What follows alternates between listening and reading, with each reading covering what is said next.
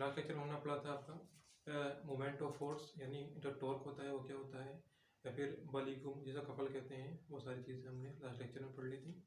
ठीक है, आज से हम शुरू करते हैं। आपका अगली टर्म है मोमेंट ऑफ इनर्शिया, या फिर इसे हिंदी में कहते हैं हम जड़त्व आघूर्ण। ठीक है, देखिए मोमेंट ऑफ इनर्शिया क्या होता है, इसे समझने से पहले हम समझेंगे कि आपका इनर्शिया क्या होता है। ठीक है, इनर्शिया या फिर इसे हम कहते हैं जड़त्व। ये देखिए, मान लीजिए कोई आपका कोई बॉडी है। ठीक है, ये आपकी एक बॉडी है, इसका मास है m। ये एक पिंड है, इसका मास m है, द्रव्यमान इसका m है, और ये क्या है, आपका लीनियर मोशन कर रहा है। ठीक है, यानी एक रेखीय गति कर रहा है।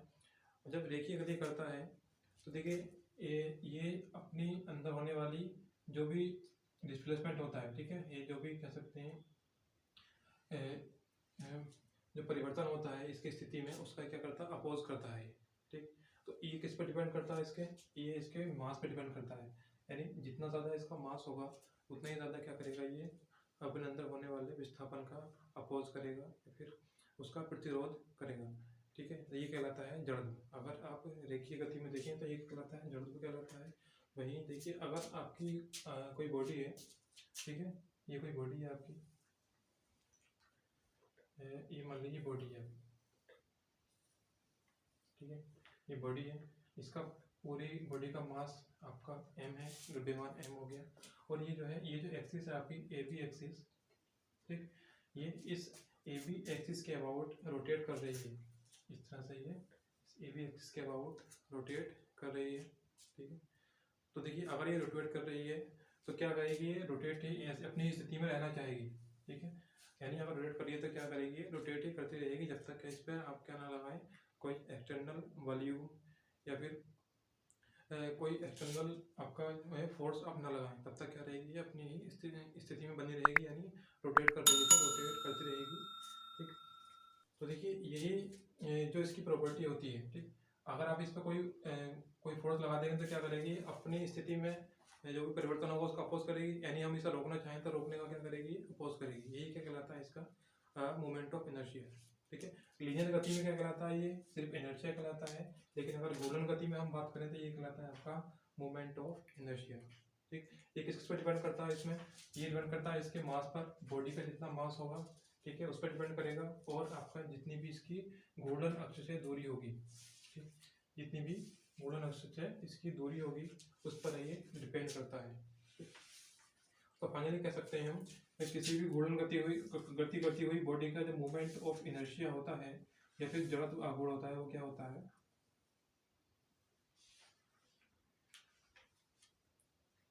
ये होता है आपका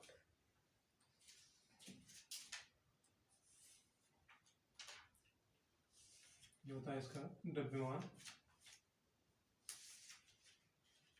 ठीक है, और घूर्णन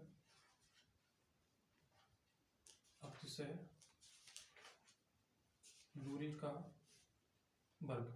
ठीक है, जितना इसका द्रव्यमान होगा, एक mass of a body and distance from the आपके रोटेशनल एक्सिस, और उसका वर्ग हो जाएगा आपका ये। तो m मान लीजिए इसका मास कितना है, m मास है इस बॉडी का। ठीक है, और इसकी जो घूर्णन अक्ष से दूरी थी वो मान लीजिए हमने क्या है, r है। ठीक, तो r है, और r का क्या कर देंगे हम, स्क्वायर कर देंगे। तो फाइनली जो मोमेंट ऑफ इनर्शिया होता है जिसे हम दर्शाते हैं I से, तो I बराबर क्या हो जाएगा आपका, I बराबर mr स्क्वायर हो जाएगा। ठीक है, ये हो गया आपका मोमेंट ऑफ इनर्शिया। अगर आप पूरा का पूरा मास यहाँ पे कंसिडर कर रहे हैं इस बॉडी का। अब देखिए, अब मान लीजिए कि ये बॉडी जो है आपकी, ये बहुत सारे पार्टिकल से मिलकर बनी है। ठीक, जैसे ये बॉडी थी आपकी, बहुत सारे पार्टिकल से मिलकर बनी है। इसके मास मान लीजिए m1 हो गया, m2, m3 और m4। ठीक है, बहुत सारे पार्टिकल से मिलकर बन देते हैं। तो इन सब की जो ये जो घूर्णन एक्सिस है, ठीक है, ये जो रोटेशनल एक्सिस है आपकी ए बी, इससे दूरियां सबकी अलग अलग होंगी। मान लीजिए यहाँ से दूरी इसकी कितनी है, m1 है, और सॉरी r1, इसका कितना है, r2, सिमिलरली ये r3 और आपका ये r4। इस तरह से इसकी घूर्णन अक्ष से दूरियां हैं। अब देखिए ये जो दूरियां सबकी क्या है, अलग अलग है। ठीक है, तो तो सबका हम मोमेंट ऑफ इनर्शिया अलग अलग आसानी से कैलकुलेट कर लेंगे। देखिए जैसे हम इस वाले पार्टिकल की बात करें, m1 पार्टिकल की अगर हम बात करें तो इसका मोमेंट ऑफ इनर्शिया मान लिया हमने क्या है I1, ठीक। जब I1 है तो I1 क्या हो जाएगा आपका m1 r1 स्क्वायर हो जाएगा। वैसे ही अगर इस वाले पार्टिकल का मोमेंट ऑफ इनर्शिया हम कैलकुलेट करें तो वो कितना हो जाएगा I2 बराबर हो जाएगा m2 r2 square. Similarly I3 बराबर हो जाएगा आपका m3 r3 स्क्वायर। I4 बराबर हो जाएगा आपका m4 और r4 स्क्वायर, ठीक है। और जितने नंबर ऑफ पार्टिकल्स होंगे उतना ही सबका अलग अलग आप आसानी से मोमेंट ऑफ इनर्शिया कैलकुलेट कर लेंगे, ठीक है। अब हमें चाहिए होगा इस पूरी बॉडी का मोमेंट ऑफ इनर्शिया, जो पूरी बॉडी थी इसका मास पूरा m था, लेकिन हमने क्या करा इसके अलग अलग पार्टिकल्स का मोमेंट ऑफ इनर्शिया कैलकुलेट कर लिया। अब अगर हम चाहते हैं इसका पूरा मोमेंट ऑफ इनर्शिया निकालना तो कैसे निकालेंगे, देखिए पूरी बॉडी का मोमेंट ऑफ इनर्शिया हमने मान लिया, हमने क्या था I था आपका, ठीक।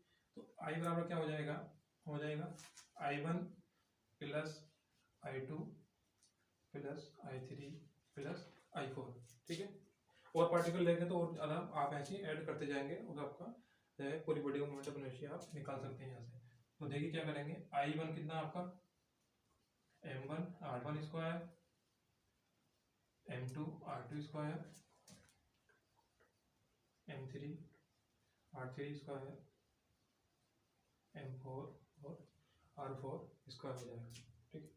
या फाइनली हम कह सकते हैं कि I बराबर क्या हो जाएगा सिग्मा m r स्क्वायर, ठीक है।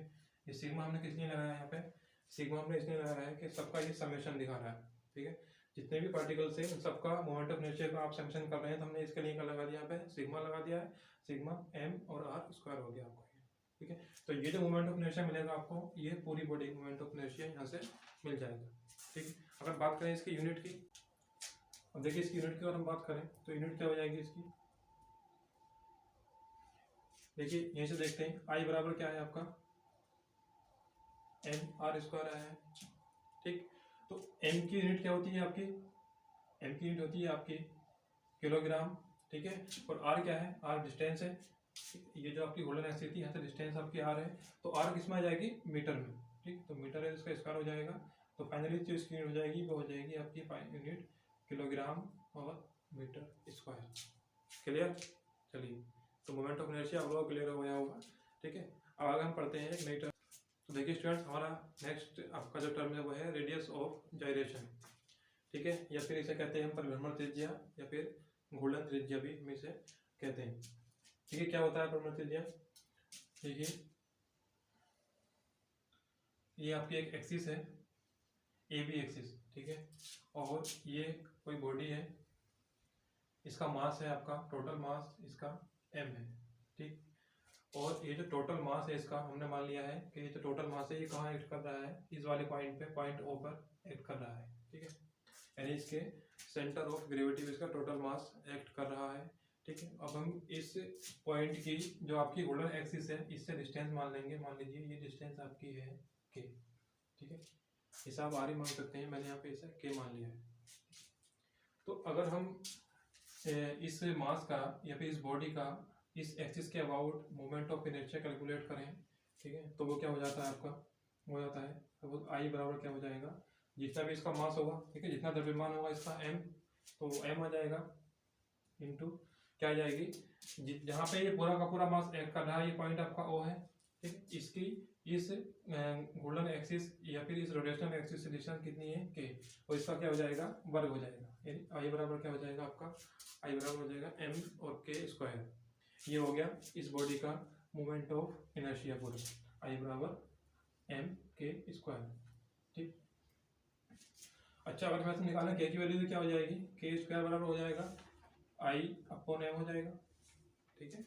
ये जो m है आप इसे इधर ले आएंगे तो I बराबर k स्क्वायर बराबर क्या हो जाएगा आपका I अपॉन m हो जाएगा, ठीक। अगर हम इससे निकालें k बराबर निकालें तो यहाँ क्या हो जाएगा आपका under root I upon m, ठीक है। तो आपकी जो ये k जो होता है ये क्या कहलाती है आपकी, ये कहलाती है रेडियस ऑफ